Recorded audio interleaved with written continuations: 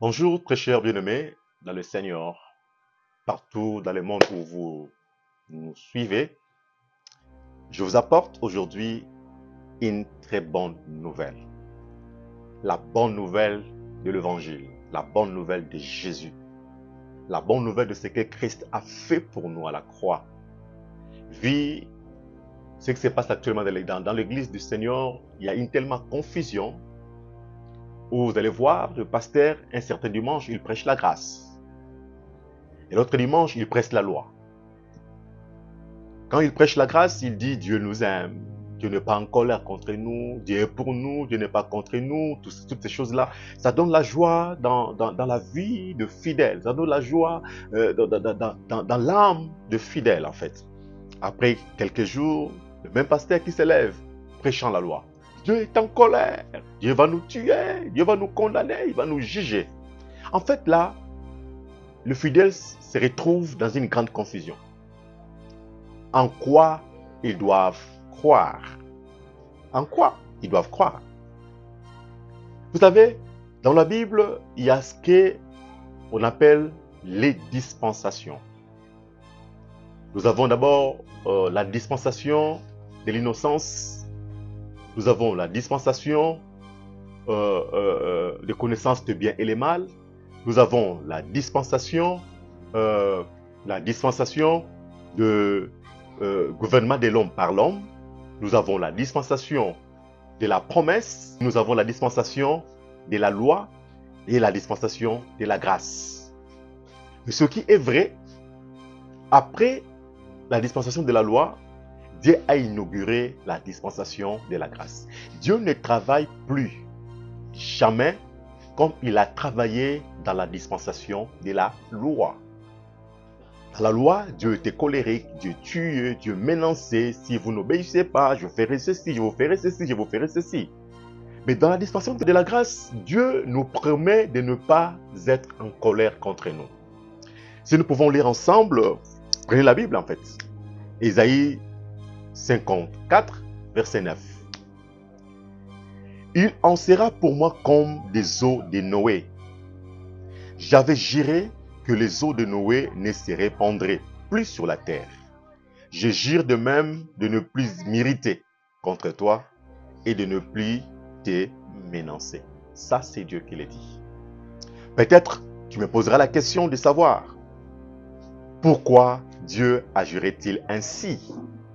Pourquoi Dieu nous dit qu'il ne va pas nous menacer ni s'irriter contre nous? Qu'est-ce qui s'est passé dans l'optique de Dieu? Qu'est-ce qui s'est passé?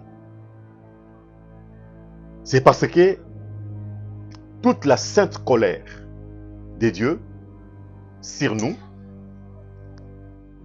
était tombée sur son fils Jésus à la croix. Ça, c'est ce qu'on appelle la bonne nouvelle.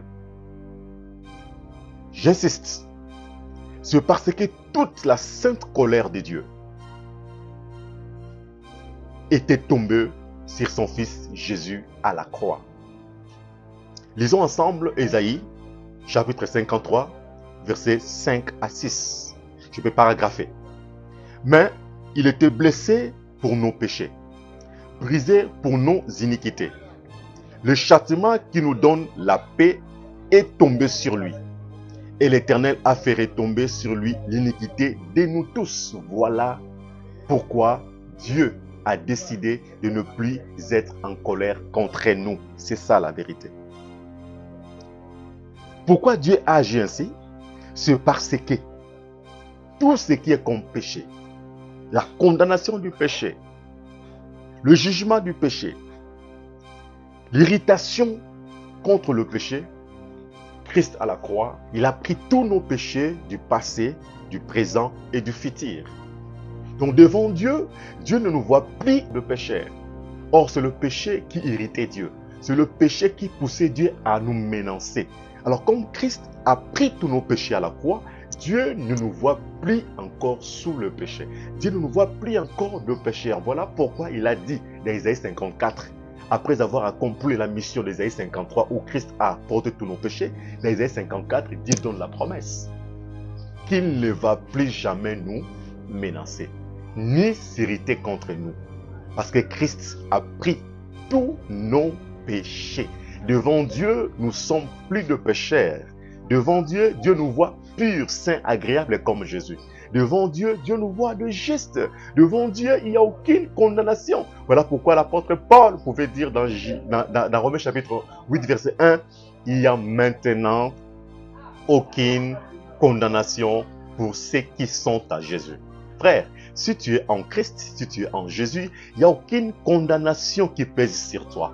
Il n'y a aucune irritation de Dieu qui pèse sur toi. Il n'y a aucune condamnation de Dieu qui pèse sur toi parce que toute la condamnation qui pesait sur toi, Christ l'a apportée à la croix de Golgotha.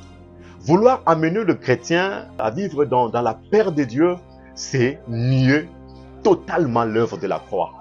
Le sang de Christ crie jusqu'aujourd'hui. Le sang de Christ criera jusqu'à demain. Le sang de Christ est capable d'ôter tout le péché que j'ai commis hier, que j'ai commis aujourd'hui et je commettrai demain. Le sang de Christ a pris la solution à tous ces problèmes. Voilà pourquoi dans Isaïe 54, Dieu dit, il agirait.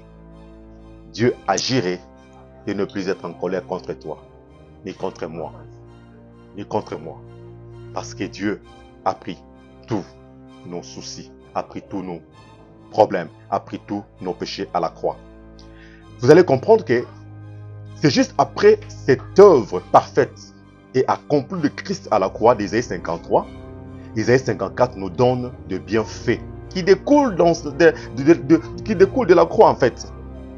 De bienfaits qui découlent de la croix pour chacun de nous ici-bas. Cependant, pour en bénéficier et être sauvé, Dieu ne nous demande rien d'autre si ce n'est de croire en Jésus. Si tu es là, tu as déjà reçu Christ dans ta vie, sache-le, Dieu ne serait jamais en colère contre toi. Dieu ne te menacerait plus jamais. Parce que tout ce qui était comme colère de Dieu, Christ l'a porté à la croix. Mais si tu es là, tu es païen, tu n'as pas encore reçu Christ dans ta vie comme Seigneur et Sauveur, l'occasion est là de donner ta vie à Jésus-Christ afin de bénéficier de cette grâce. Que Dieu vous bénisse. Merci.